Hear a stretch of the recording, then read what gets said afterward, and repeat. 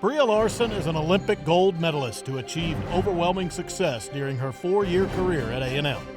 Larson earned Olympic gold with Team USA in the 400 medley relay at the 2012 London Games, swimming the breaststroke leg in the prelims. As a collegian, Larson reigned supreme in the 100 breast, claiming the NCAA title in 2012, 13, and 14. She also finished in the top 3 at the NCAA championships 8 times. Larson won 11 individual conference titles. She was the swimmer of the year in 2 conferences, in the Big 12 in 2012 and the SEC in 2013. As a freshman, she was the Big 12 Newcomer of the Year.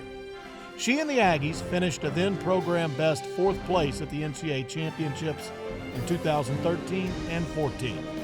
A gold medalist earns her Lettermen's Association Hall of Fame medal tonight. Ladies and gentlemen, Breeja Larson.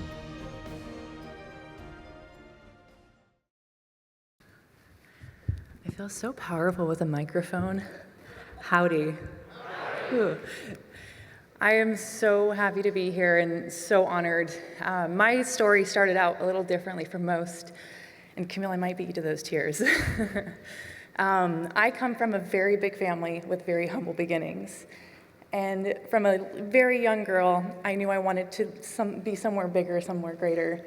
And the areas of opportunity were quite small. But my senior year, I realized I really wanted a collegiate scholarship so that I could go to college to have a bigger and greater life.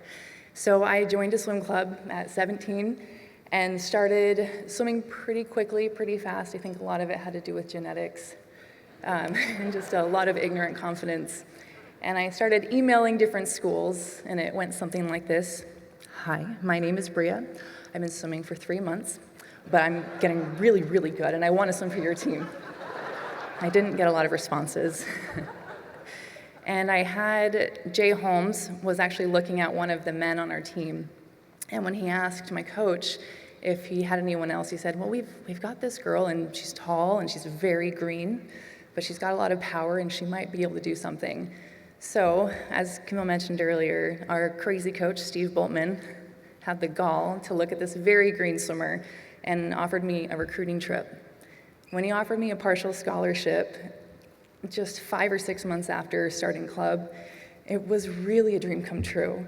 And I thought after a year of club, it was the hardest year of my life of swimming that I would ever probably have to do. And then I joined one of the most elite swimming programs in the country.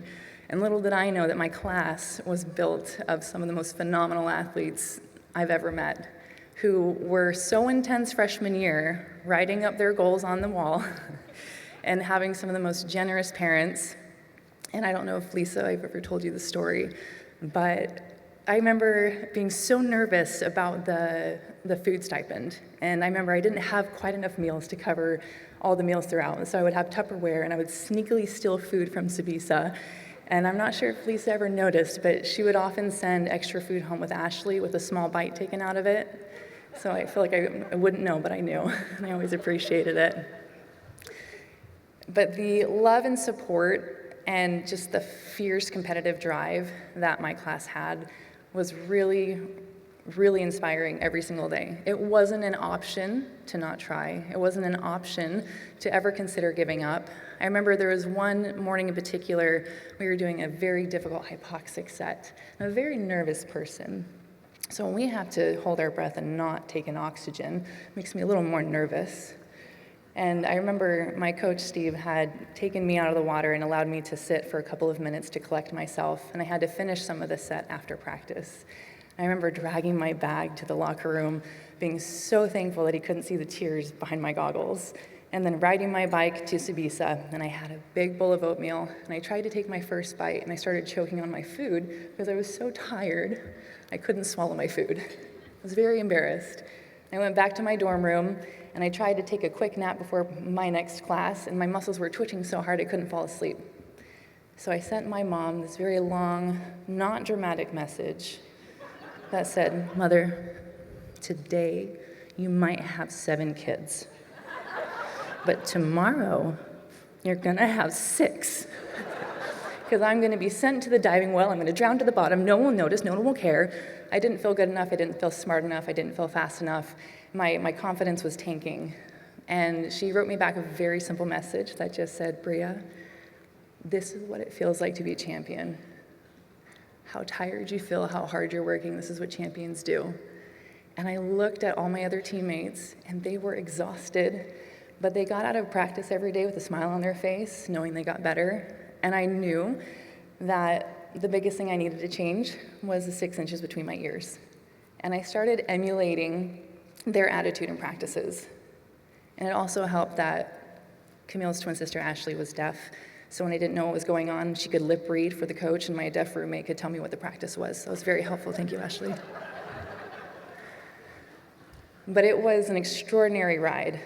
And I was just, again, consistently shown how to work hard, how to behave. There were a lot of lessons along the way. A lot of emotional intelligence was learned. A lot of cognitive development happened. And I couldn't be more thankful for all of my teammates, and especially Camille. Again, thank you. I was, again, very ignorant to a lot of the happenings of the swimming world. And we made our Olympic team together in 2012. And I asked her a lot of questions. And she was very patient with me, so thank you. But you were such an incredible example the entire way.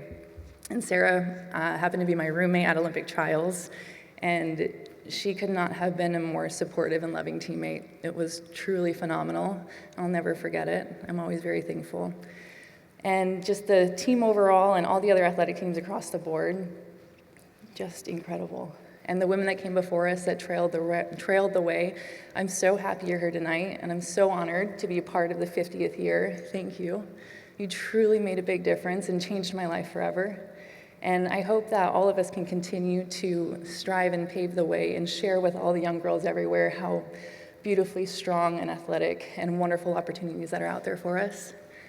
And of course, everyone else along the way, again, just like Alex said earlier, the list is long.